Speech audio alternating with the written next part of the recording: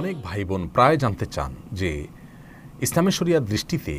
কোনো স্বামীর জন্য এই সুযোগ আছে কিনা যে তিনি তার বাবা মা ভাই বোনের সঙ্গে তার স্ত্রীকে যৌথ পরিবারে থাকতে বাধ্য করবেন, অথবা স্ত্রীর জন্য এই সুযোগ আছে কিনা, অধিকার আছে কিনা যে তিনি স্বামীর বাবা মা ভাই বোনের সাথে থাকতে অস্বীকৃতি জানিয়ে পৃথক কোনো বাসায় আবাসনে থাকার জন্য স্বামীকে আবদার করবেন, দাবি করবেন। এ প্রশ্ন উত্তরে শুরুতেই বলতে চাই যে আল্লাহ সুবহানাহু ওয়া তাআলা কোরআনে কারিমে বলেছেন আসকিনুহুন্না মিন হাইসু সাকানতুম মিন ওয়াজদিকুম, অর্থাৎ পুরুষদেরকে আল্লাহ সুবহানাহু ওয়া তাআলা নির্দেশ করছেন যে তোমরা তোমাদের স্ত্রীদের আবাসনের ব্যবস্থা করো, তোমরা যেখানে বসবাস করো তোমাদের সাধ্য অনুপাতে। তার মানে স্বামীর সাধ্য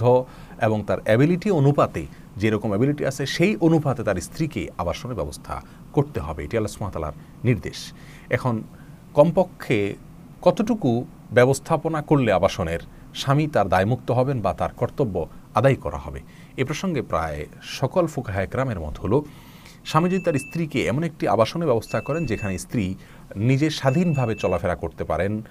প্রবেশ করতে পারেন, বের হতে পারেন, বসবাস করতে পারেন, কেউ সেখানে তাকে ডিস্টার্ব না করে, তাহলে সেক্ষেত্রে স্বামীর এই কর্তব্য তিনি আদায় করছেন এটি বলা হবে। আল্লাহ সুবহানাহু ওয়া তাআলা কোরআনে কারিমে এই আবাসন সম্পর্কে যে নির্দেশ জারি করেছেন তার শেষে আল্লাহ সুবহানাহু ওয়া তাআলা বলেছেন ওয়ালা তুদাররুহুন্না লিতুদাইয়িকু আলাইহিন্না, আর স্ত্রীদেরকে কষ্ট দিও না, তাদেরকে সংকীর্ণ করে দিও না, তাদেরকে সংকটে ফেলে দিও না, এমনভাবে তাদের আবাসনের ব্যবস্থা করো যাতে তারা ডিস্টার্ব ফিল না করে, তারা কষ্টের মধ্যে না থাকে, অর্থাৎ স্বাধীনভাবে যেন তারা বসবাস করতে পারে। এখন প্রশ্ন হলো একটি ঘর তাকে দেওয়া যেখানে তিনি বসবাস করতে পারেন সম্পূর্ণ নির্বিঘ্নে, স্বাধীনভাবে, কেউ সেখানে তার অনুমতি ছাড়া প্রবেশ করেন না, তিনি বাইরে গেলে সেখানে তালা মেরে দরজা লক করে যেতে পারেন, আসলে আবার মনের মতো স্বাধীনভাবে সেখানে প্রবেশ করতে পারেন, কেউ ডিস্টার্ব করে না, এরকম একটি আবাসন দেওয়া স্বামীর জন্য কর্তব্য। এখন যৌথ পরিবারে এটা কি সম্ভব কিনা, যৌথ পরিবারেই যদি আবাসনটা দেন, এরকম একটি কক্ষ দিয়ে দেন স্ত্রীকে আলাদা, তাহলে সেটা চলবে কিনা? এই প্রশ্ন উত্তরে বলবো যে যৌথ পরিবারে এরকম আবাসন যদি দেন স্বামী, তাহলে দুই শর্ত সাপেক্ষে তার আবাসন দেওয়ার কর্তব্য তিনি পালন করেছেন বলা যাবে।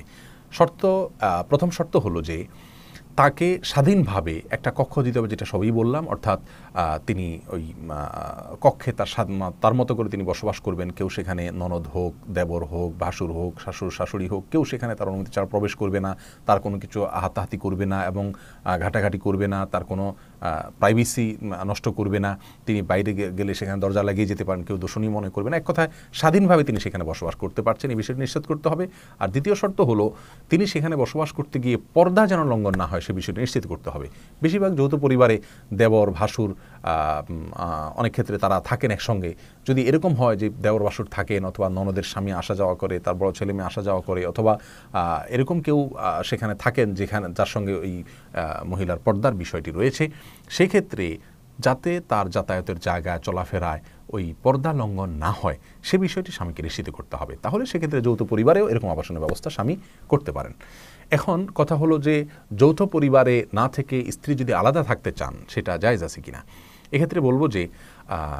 যেহেতু স্বামীর সঙ্গতির বিষয়টি এখানে গুরুত্বপূর্ণ, স্বামীর যদি সঙ্গতি থাকে আর্থিকভাবে স্ত্রীকে পৃথকভাবে রাখার, তাহলে সেক্ষেত্রে স্ত্রীকে পৃথকভাবে তিনি যদি রাখেন তাহলে সেটা তার জন্য জায়েজ আছে,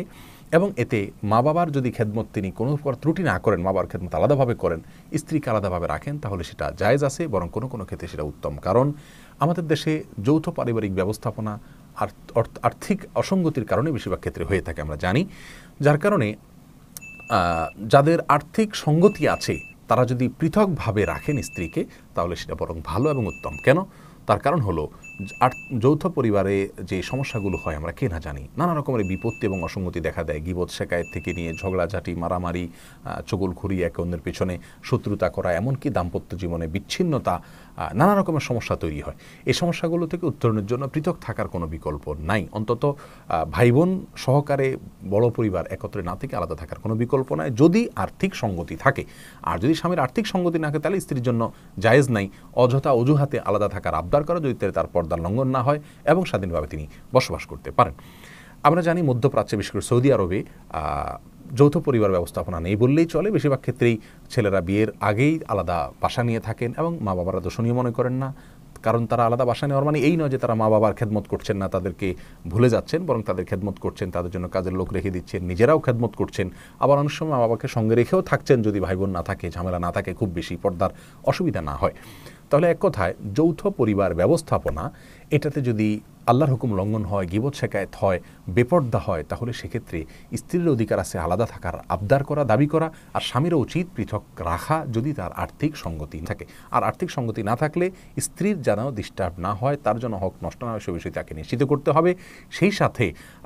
স্ত্রীর উচিত হবে সহযোগিতামূলক আচরণ করা স্বামীর সঙ্গে। তাহলে আমরা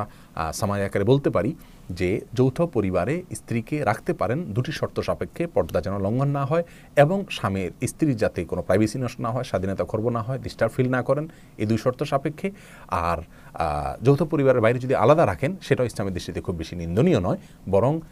যৌথ পরিবারের নানা রকমের বিপত্তি থেকে বাঁচবার জন্য যদি হয়, আর স্বামী যদি তার নিজের বাবা মায়ের কর্তব্যের প্রতি কোনো ত্রুটি না করেন পৃথক